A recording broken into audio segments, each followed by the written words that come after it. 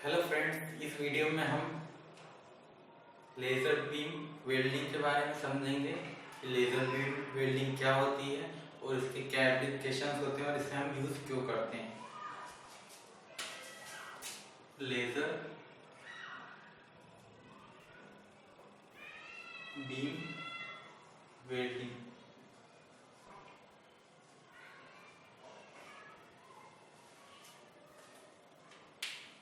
Light जो laser beam welding है यह इलेक्ट्रॉन बीम वेल्डिंग के जैसी ही होती है, केवल वहां पर हम इलेक्ट्रॉन बीम का यूज कर रहे थे मेटल को मेल्ट कराने के लिए, और यहाँ पर हम लेज़र बीम का यूज करते हैं मेटल को मेल्ट कराने के लिए और उससे फिर हमें फ्यूजन जॉइंट मिलता है। तो यहाँ पर हम जो इलेक्ट्रॉन बीम था उसमें हम जो सेटअप यूज कर रहे थे उससे अलग सेटअप यूज होता है। तो पहले हम देख लेते हैं कि लेज़र क्या होता है और वह कैसे वर्क करता है। एक छोटा सा रिव्यू देख लेते हैं थोड़ा ब्रीफ में। बाकी आप यह लेज़र को फर्स्ट सेम में पढ़ चुके होंगे, फिजिक्स के अंदर यह आता है, तो वहाँ पर हम डिटेल में पढ़ते हैं लेज़र को, तो आप सभी को पता होगा कि लेज़र क्या होता है, इसलिए हम केवल शॉर्ट में एक बार थोड़ा सा देख लेते हैं ताकि आप रिकेप कर लें। तो लेज़र का फुल फॉर्म होता है light amplification by stimulated emission of radiation। ये इसका फुल फॉर्म होता है लेजर का। इसमें क्या करते हैं कि जो मटेरियल लेते हैं हम लेजर के लिए, लेजर दो टाइप के होते हैं, एक सॉलिड लेजर मतलब हम सॉलिड मटेरियल यूज करते हैं, एक होता है गैस लेजर। सॉलिड और गैस, सॉलिड जैसे NdR और गैस लेजर जैसे CO2। तो इनमें ये मटेरियल हम लेजर के लिए यूज करते हैं। तो यह लेजर, ये जो मटेरियल रहते हैं यह स्टेबल स्टेट में होते हैं। अगर हम इन्हें नेचर में पाए जाते हैं स्टेबल स्टेट में, तो हम लेजर में क्या करते हैं, जब ये जो स्टेबल स्टेट रहती है इन मटेरियल्स के जो एटम्स रहते हैं उन्हें हम एनर्जी प्रोवाइड करते हैं। और जब हम इन्हें एनर्जी प्रोवाइड करते हैं तो ये हायर लेवल पे पहुंच जाते हैं। ये है higher level, higher energy level पे पहुंच जाते हैं। इस प्रोसेस को हम पंपिंग बोलते हैं। मतलब कोई भी एटम है उसे जब हम एनर्जी देते हैं तो उसके जो मॉलिक्यूल एटम्स के अंदर इलेक्ट्रॉन्स जो रहते हैं वह उनका ऑर्बिट बदल जाता है, वो हायर लेवल्स पे पहुंच जाते हैं। तो जब हम जो एटम्स हैं वह जब हायर एनर्जी लेवल पे पहुंच गए हैं तो उस समय क्या होता है, ये बहुत अनस्टेबल स्टेट होती है, बहुत ज्यादा अनस्टेबल स्टेट होती है।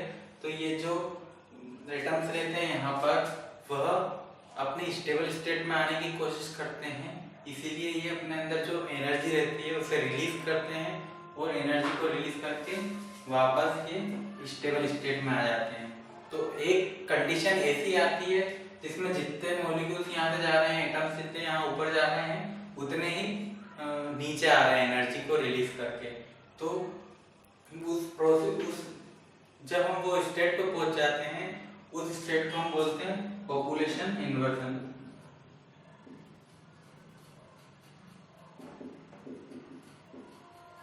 पॉपुलेशन इन्वर्जन प्रोसेस है यह। और इस समय पर जब हम इस स्टेट में पहुंच जाते हैं तब हमें एनर्जी मिलती है, फोटॉन्स के रूप में एनर्जी मिलती है, हमें फोटॉन्स के रूप में एनर्जी मिलती है।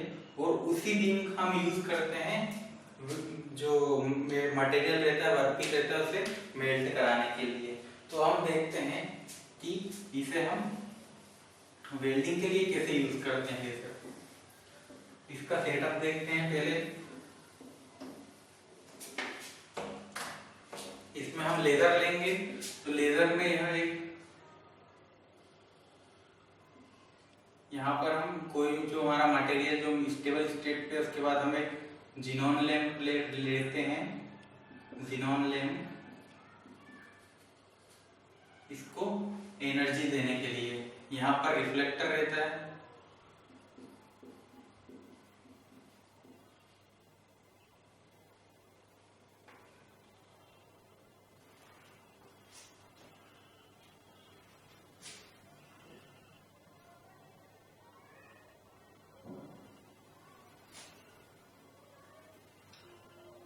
यहाँ पर रिफ्लेक्टिंग चेंबर रहता है, रिफ्लेक्टिंग चेंबर,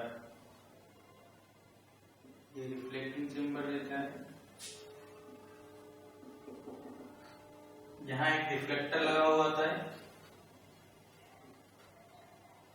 तो जब हम जिनोन लेंस से हाई एनर्जी लेवल्स पर पहुंचा देते हैं इन एटम्स को, तो यहाँ से जो फोटॉन्स निकलते हैं वो इधर आते हैं, कुछ फोटॉन जो रहते हैं वो इस तरफ आते हैं और रिफ्लेक्टिंग चेंबर में आकर के वो वापस से यहाँ से रिफ्लेक्ट होते हैं, इस रिफ्लेक्टर से टकरा कर वो नीचे जाते हैं। और यहाँ पर रहता है फोकसिंग लेंस, फोकसिंग लेंस, जो कि जितने भी यहाँ से आते हैं, जितनी भी रेज आ रही है यहाँ से फोटॉन की, उन सभी को इसमें फोकसिंग लेंस पे ट्रांसफर कर देता है या रिफ्लेक्टर।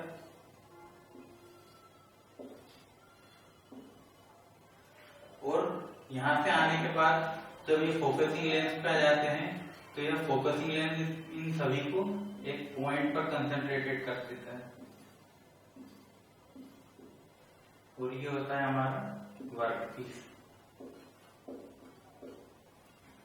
जो भी दो वर्कपीस को हमें जोड़ना है उनको हम यहाँ पर रख देते हैं साइड बाय साइड। बिल्कुल हमें उसे अच्छे से परफेक्ट रखना होता है। और फिर हम उसे यहाँ पर इसमें हमें मेल्ट मिल जाता है।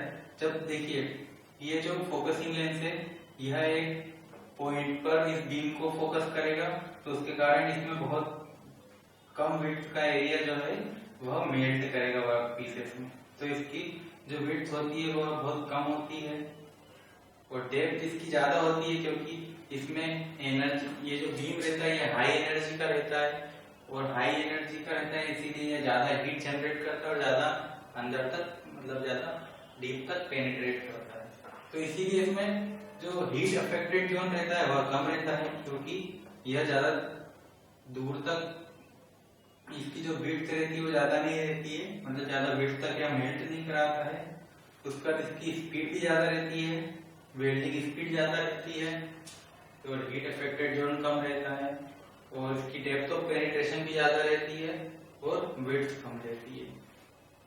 तो इस टाइप से यह लेजर बीम वेल्डिंग वर्क करती है। इसके एप्लीकेशंस क्या हैं? इसे हम aluminium,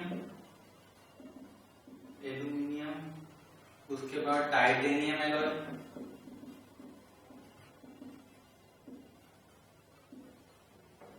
and ferrous materials,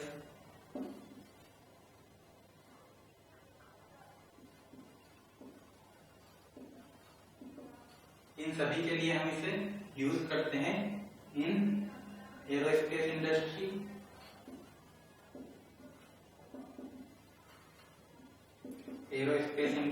etcetera. तो यह इसका लेजर बीम वेल्डिंग का एप्लीकेशन था। अब यहाँ पर हमें इसमें वैक्यूम चेंबर की जरूरत नहीं पड़ती है, इसे हम ओपन एटमॉस्फेयर में करा सकते हैं, यह इसका बेनिफिट है। और यहाँ पर अगर इसकी फिलर मटेरियल का भी यूज कर सकते हैं हम इसकी वेल्डिंग कराने के लिए। तो यहाँ पर हम इसकी जो सेटअप कॉस्ट रहती है वह भी लेस होती है इलेक्ट्रॉन बीम वेल्डिंग के अपेक्षा, तो हम लेजर बीम का यूज भी कर सकते हैं। तो फ्रेंड्स, यह वीडियो था लेजर बीम वेल्डिंग के ऊपर। अगर आपको यह वीडियो पसंद आया हो तो इसे लाइक करें और हमारे चैनल को सब्सक्राइब करना ना भूलें। और अगर आपकी कोई क्वेरी है तो हमें सजेशन दें, कमेंट करें। Thanks for watching.